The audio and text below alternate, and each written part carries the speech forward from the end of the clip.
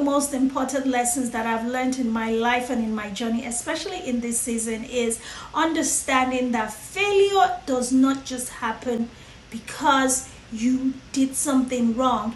It happens because you are supposed to learn a lesson. So I started to flip the script and understand that failures are not failures, but they are lessons clothed in different things that happen to push me out of my comfort zone into areas of discomfort to bring out a better version of me. You know, there is always more. No matter how high you rise, no matter how successful you become, there is always more as long as you're living and breathing. At least I know that by working closely with the gift giver. So this is what I have learned, that growth does not happen in your comfort space. It happens when you surrender to embracing all of the lessons that life is throwing at you. Get comfortable with being uncomfortable and keep growing through it. Hi everyone, welcome to my Gifted Community Podcast. My name is Dr. Oyinka Solajinodu, your gifted Meg.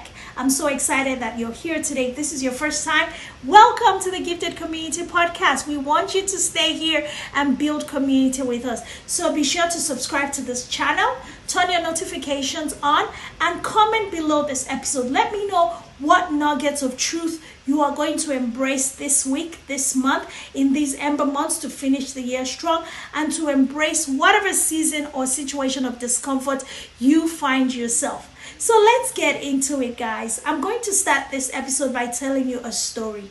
My story is personal, and it is just a way for me to share my vulnerability with you, to know that if you are going through something that is harsh, you are not alone. A lot of times we often assume that we are alone in this journey of life, and when certain things happen to us, we look at it like, oh my God, this just happened to me. Guess what? The same way it happened to you, it's happening or has happened to someone else in a different way, shape, or form. The only difference is each of you are the unique identifying factors in those stories. But a lot of the circumstances that surround your story really are typically common when it comes to dealing with human experiences. So let's get into it. I built a business, or at least I was planning a growth and a scaling plan for my business about 3 years ago now. And that scaling plan took me about 24 months to rally around, to raise capital, reaching out to different people, pitching ideas to investors, trying to run around to raise the capital, because I truly believed that this move was going to be the most profitable move I had made yet in my business. I knew for a fact that if I was able to achieve the scaling plan, it was not only going to take my business to the next level, it was going to quadruple my profitability and give me a sustainable platform to grow for years to come. So I did the work, 24 months, running around, pitching business plans, fine-tuning business plans, doing everything, and then finally found an amazing individual who agreed to invest in my dream. Of course, they were investing in me, and I appreciated that. And then we got to work. We started building. We found a facility. We had the plan. We had everything in place. And we started to actually build out now the plan. Now we had the funds. Now let's get to work building this dream that was going to take us to the next decade of success in my personal brand and in my business plan. And of course, my life plan. It took another 18 months or so to get through that process. I was so sure that this was it. I was finally home. I had finally built a home that was going to house all of my business ideas, that was going to house all of the things that I was already doing, all of the developed systems and structures that I've put in place in different entities. I was going to bring them under one house, and everything was going to run like clockwork. I was going to be able to bring in and build community in this facility, and so much was going to happen for me. I was going to build a team. It was going to be global. I mean, look, the dream was bigger than me, and I knew that I needed so much more people to help me. Now, one lesson that I learned is if your dream does not scare you, then you're not dreaming yet. You need to go back to sleep. And I mean, rhetorically, go back to sleep and start to dream. Dream bigger than ever before. But guess what? No sooner did we complete our project, did we begin to experience difficulties. And I thought, you know what? It's okay. We got this. We came this far. There is no way, there is no possibility that exists that this is going to fail. It was fail-proof. It was just so amazing. I was so sure that this is what God had for me in that season. But after a few months of struggling, after a few failed attempts at getting things going, guess what, guys? Everything was lost. Did I go into depression or what? You don't need to answer that question because I lived it. I went into mental, in fact, the mental state I was in, think about The Walking Dead. That's a movie, you're alive, but you're walking. And it took a while for me to really begin to come to the reality of, okay, this is really happening. I kept telling myself, no, this is not happening. Things are going to be reversed. It's going to turn around. Things are going to come through, blah, blah.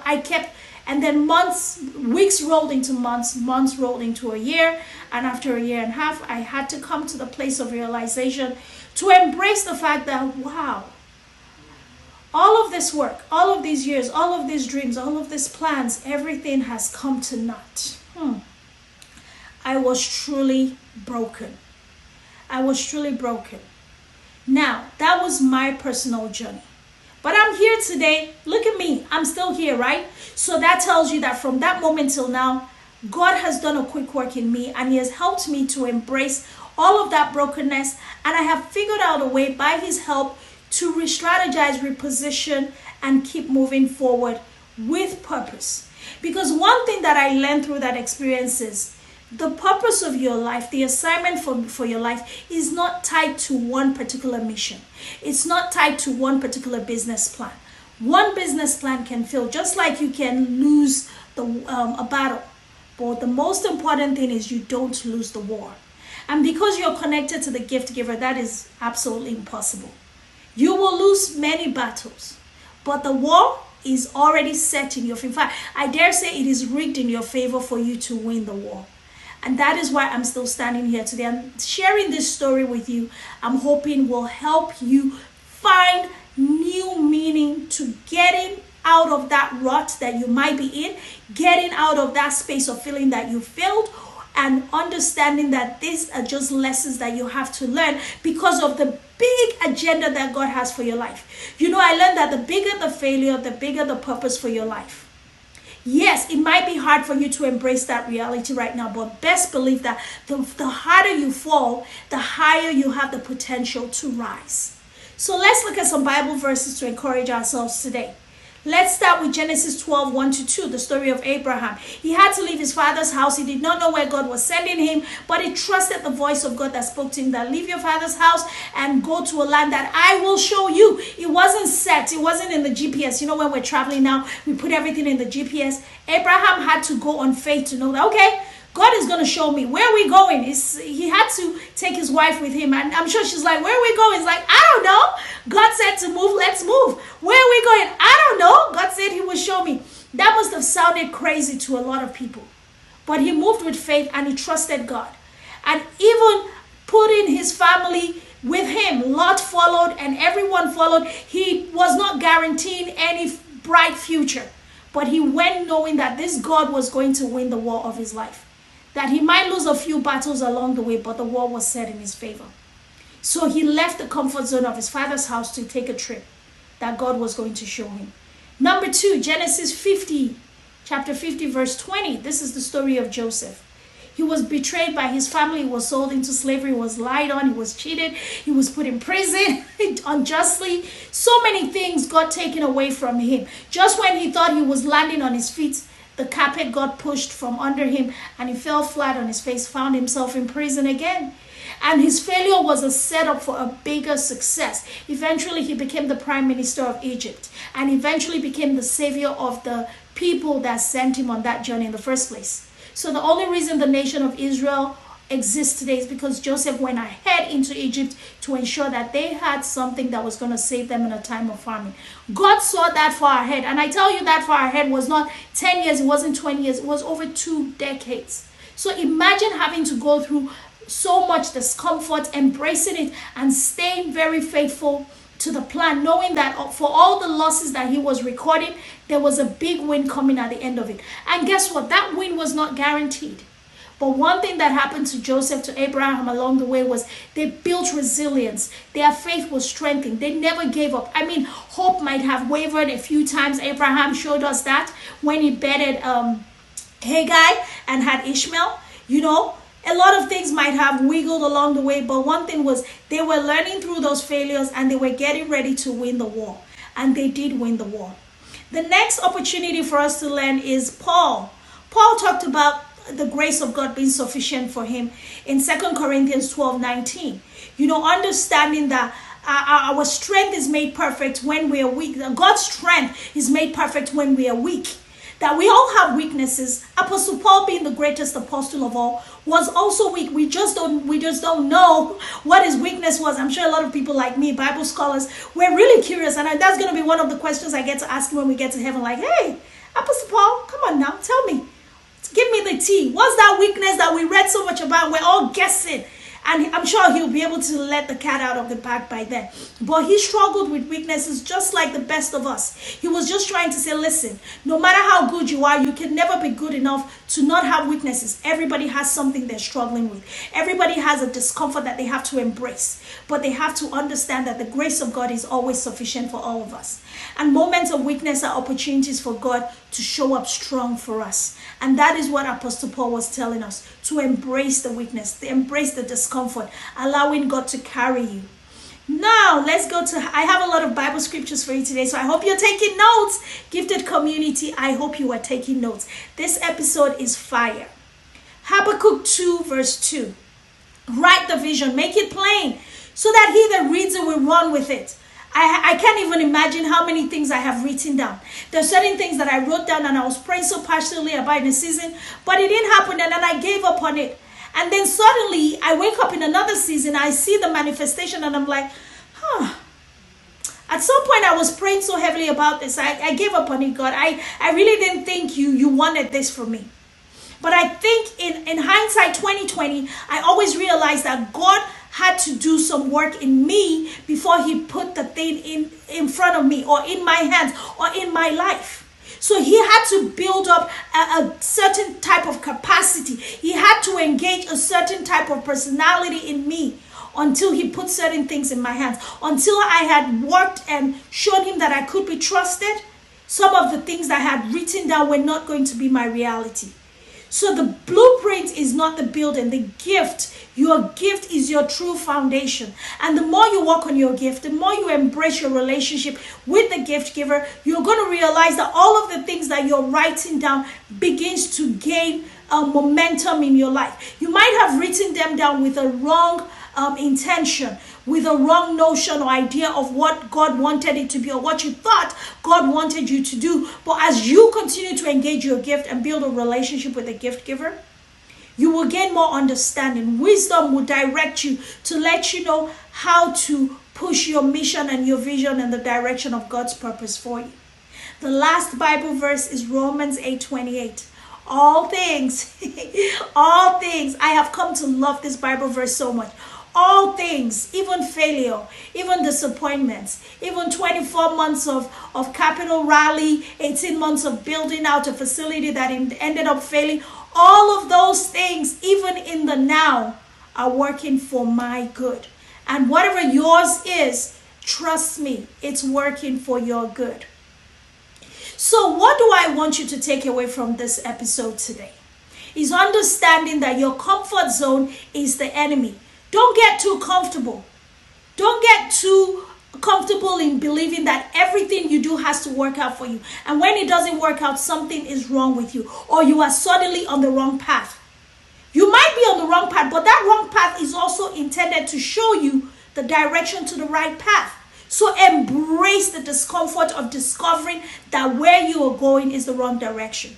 You know, I learned a long time ago that if you're going fast in the wrong direction, are you just going to keep going fast? Or are you going to pause, press the brake, stop, make a U-turn and start going in the right direction? No matter how far down the road you've gone, because it's not going to end you anywhere anyways. So are you going to keep going fast in the wrong direction, going nowhere? Right? Failure does not cancel your purpose. In fact, failure, I believe, adds substance to your purpose. Failure gives you more of an intentionality to pursue with heart and faith, knowing that if you failed, now you can use that as an instrument of helping other people pull them out of that same type of failure or whatever, using your mess as a message, using your failure as a mission for God to helping other people, giving you more substance and more value to add to the ecosystem, to the marketplace. So it helps you gain clarity. Failure gives you the opportunity to learn the ways not to do it and the way to do it. And there, the Bible says there is a way that seems right to man, but the end of it is destruction. So sometimes we come up with these grandiose ideas without running it by God, without running it by the gift giver. And we assume, okay, God, I've done it. This is what I want. I want you to come bless this idea. Did we ever stop to say, you know what? I have this idea. Yes, I'm going to present it to you, but what are your thoughts? Let your will be done, not mine. I'm doing so much more of that these days. Trust me. In the past, if that facility had worked out, I think a version of me would have come out of that victory thinking I was all that and a bag of chips. And I believe in seeing where I'm at now in my mind, in my relationship with God, in my relationship with the gift giver, that now I am more submitted to his will. I am more submitted to his plan. Now a lot of great ideas get thrown at me. A lot of good-minded, kind-hearted humans come to me and they really just want certain things and they see certain things in me and they're like, you can do this, let's do this. And I'm always quick to, I love that, but hey, pause. Let me find out if that's what God wants from me. Right now, it's more about his will trumping my desires, no matter how strong the desires are, even in relationships, even in forming those relationships. No matter how good something looks, I always want to check with God. And I always want to make sure that I am smack dab in the middle of his perfect will for me. Right? I'm not taking my plan to him asking for, just put your signature on it. Let me go on and do my thing. No. This is not what we're doing in this season. Last but not the least, I want you to understand that the facility that failed was not an indication of the end of Dr. OJ. It wasn't an indication of me. In fact, it transitioned that Dr. OJ from the med spa professor into the gifted mech. My gift was still there. It just now serves in a different space. And I love this space. Actually, I absolutely love the space. And now in this season, I'm like, I really struggled a lot with that, even though it was nice and everything. But I love the ease with which I am moving in this new version of Dr. OJ. It took a while for me to embrace it, but once I began to embrace it and I got out of my comfort zone of what I had built over the years, the reputation, the identity, the credentials, everything that people had known me for, I got out of that comfort zone of feeling like, what am I going to tell people? How are they going to react? How are they going to see me? How are they going to understand that this failure does not define my gifts, that my gifts are still able to serve? Once I got out of all of that noise and I became quiet to embrace what God is doing in this season, this version of me, the evolution of Dr. OJ, is looking more attractive, more confident, and it's standing taller than what I had in the past. And the value that I'm able to offer today is coming from a place of truth than ever before. There's no superficiality here. There's no singing to the audience of many. Now I'm just like serving to the audience of one, playing all of my gifts and putting it to work to the audience of one, but for the purpose of other people. Now hear me when I say this, to gain clarity as we finish this episode. I have not tossed any of my skills away.